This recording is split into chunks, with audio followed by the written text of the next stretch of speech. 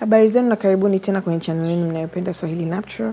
Kama ungependa kujua jinsi ambavyo nimepata style hii ya twist out, endelea kutazama video hii. So kwanza kabisa naanza na nywele safi zilizooshwa, na nywele hizi jana yake tu nilikuwa nimetoka kupaka hina. Na kama hujaona video zangu ambazo natengeneza na kupaka hina, nitazilink hapo juu.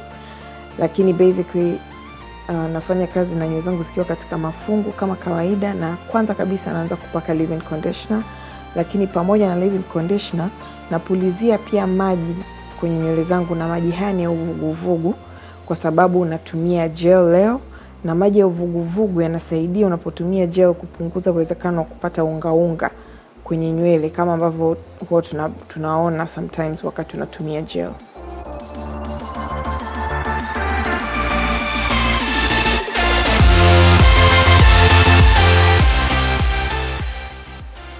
Style ninayofanya leo kama nilivyosema ni twist out, na kwa sababu ni style ambayo unafumua nywele zako, hamna haja sana ya mistari kwamba hiyo imekaa imenyooka, lakini ni vizuri zaidi kuhakikisha kwamba mistari yako imenyooka na haujaiba nywele kutoka kwenye fungu jingine, ili kusaidia kupunguza nywele kujifunga. Hiyo ni moja, lakini mbili pia kuweka tu mpangilio mzuri wa nywele zako.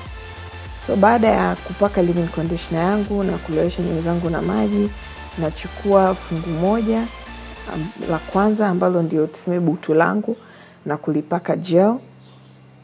Na method hii ya leo, kwa sababu pia ni moisturizing method, naita LGO method badala ya LCO method, kwa sababu cream gel iko badala ya cream. Si kama umeelewa. LCO method ni leave-in conditioner ama liquid, C ni cream, O ni oil, lakini katika case hii ya leo natumia gel. Kwa hiyo nimeita mfumo huo kuzipa nywele zangu unyevu LGO method. Anyway, sitaki kuchanganya, tuko darasani hapa. So baada ya kupaka gel yangu, nilitakiwa nipake mafuta lakini nilisahau hili butu la kwanza, but ideally, na mtaona mbele kwenye butu linalofuata kwamba napaka mafuta baada ya kupaka gel, na kisha kutwist butu langu mpaka chini. Na baada ya kumaliza kutwist, nilikunja ncha ya twist yangu na kutengeneza bantu knot, ambao hii trick wanaita hanging bantu knots. Ingawa kwa butu la kwanza of course sikuwa nimefanya hivyo, but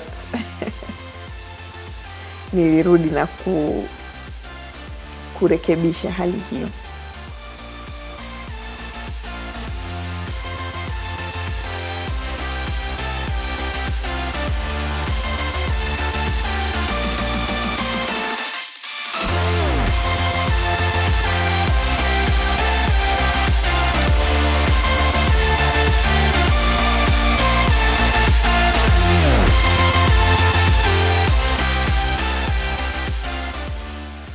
Kwa hiyo nachukua butu langu la pili na kulipaka gel, na kisha baada ya hapo nilipaka mafuta juu yake kwa ajili ya kusiliba ule unyevu usije ukapotea. Lakini kabla ya hapo nitumia chanuo yangu ya chuma kuchana ili kuondoa mafundo yoyote ambayo yangekuwa yamesalia kwenye nywele zangu, ingawa nilikuwa nimeshafanya detangling wakati wa kuosha jana yake kabla sija sokota mabutu hayo makubwa.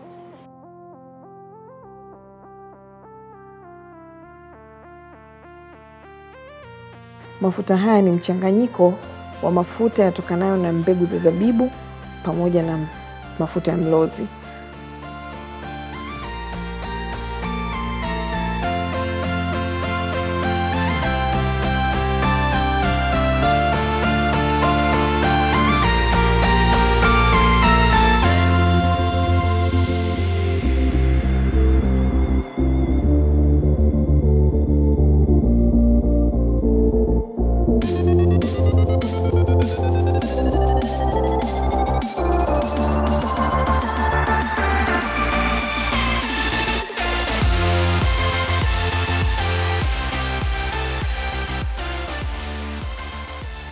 Hivyo vitu vyeupe unavyoviona kwenye nywele ni of course ni product, lakini zinapokauka nayo inaondoka. Kwa sio kwamba ukifumua nywele basi utakuwa mbaki na vitu vyeupe, la hasha.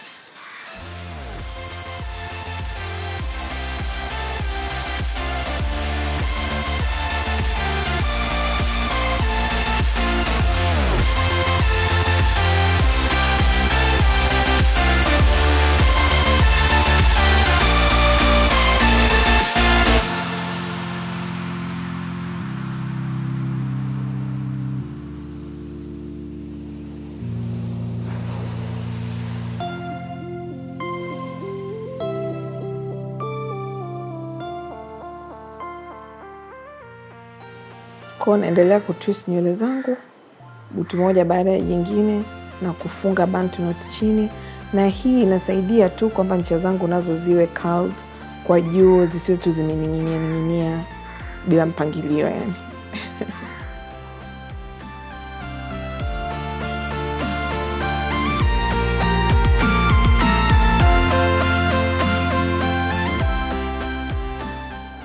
Kwa naendelea kufanya hivi mpaka namaliza kichwa kizima, na shughuli yote hii ilinichukua sana sana labda lisali moja au lisali moja na nusu.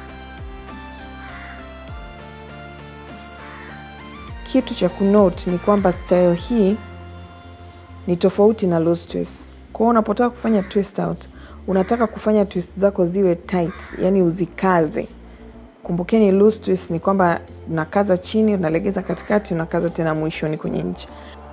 Lakini hii inakaza kuanzia mwanzo mpaka mwisho.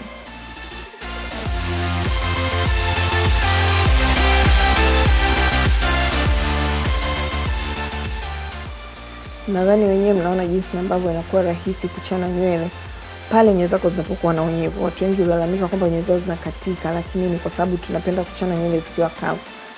Kwa kama mnavyoona hapo, nachana kuondoa mafundo pamoja na kuchana kwa uangalifu, lakini pia ni muhimu sana kuhakikisha nywele zako zina unyevu wa aina fulani, aidha kwa product kama ni leave-in au hata kuzilowesha tu maji peke yake inatosha.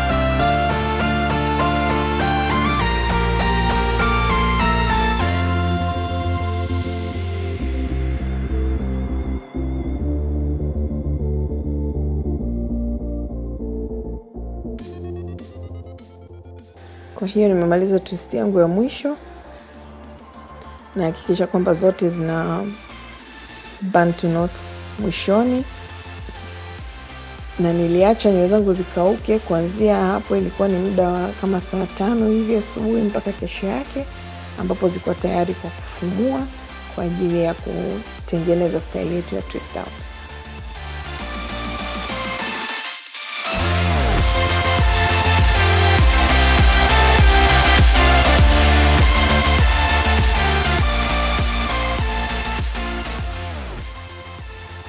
So hii ni kesho yake, nywele zangu zimekauka kabisa vizuri, na naanza kwanza kuweka mafuta kidogo kwenye mkono wangu, na ni mafuta yale mchanganyiko wa mafuta ya mlozi pamoja na mafuta ya mbegu ya zabibu, yani grapeseed oil, na mlozi ni almond oil.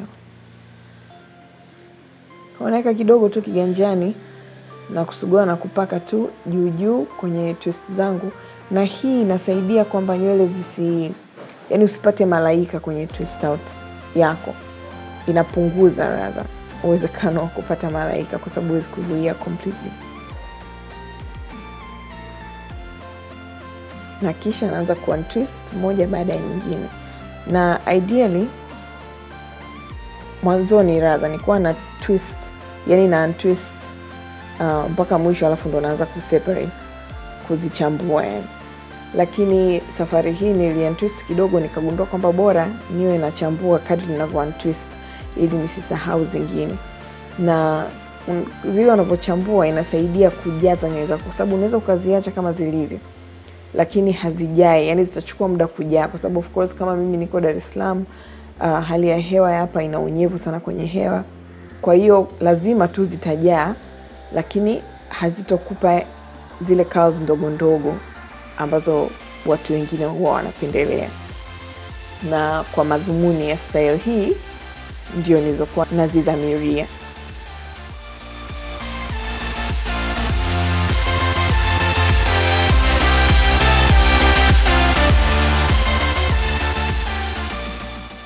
Kwa hiyo kama unavyoona nachambua kipande kimoja na kichambua mara 2 sana. Na hii sikutaka kuchambua zaidi ya hapo ili kupunguza kwamba zisije zikarudi zikawa kama hali yake ya afro yani. Kwa hiyo inaondoa hii style nzima, mawimbi yote yanaondoka. Kwa hiyo inabidi uchambue tu kwa kiasi, na jinsi unavyochambua unasikilizia yani kile kipande cha nywele ulichokishika pale ambapo kinataka kuachana. Ndio hapo unakisindikiza na kidole chako na kuchambua. Kama unavyoona mawimbi yamekaa vizuri, na hii imesaidiwa na gel kwamba imeset mawimbi yangu mpaka yamekaa kama vile ninavyotaka.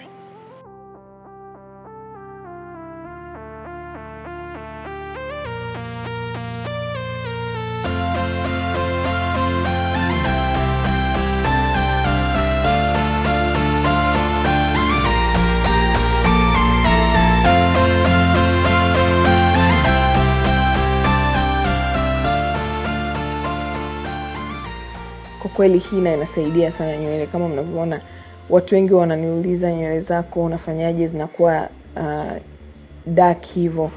Hii inanisaidia. Mimi nywele zangu ni rangi yake ni ile ya kupauka kama color 2. Na watu wengi huwa hawapendi hiyo rangi kwenye nywele zao, lakini hii imenisaidia. Hii haifanya nywele zako ziwe nyekundu. It's not true. Kwani nywele zangu mimi hapo sinaziona sio nyekundu kama kutu.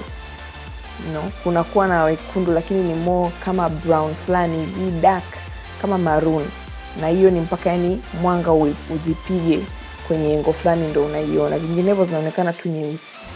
Inajaza nywele, inafanya ziwe nzito, na of course hayo yote yanapelekea kusaidia kukuza nywele zako kwa haraka zaidi.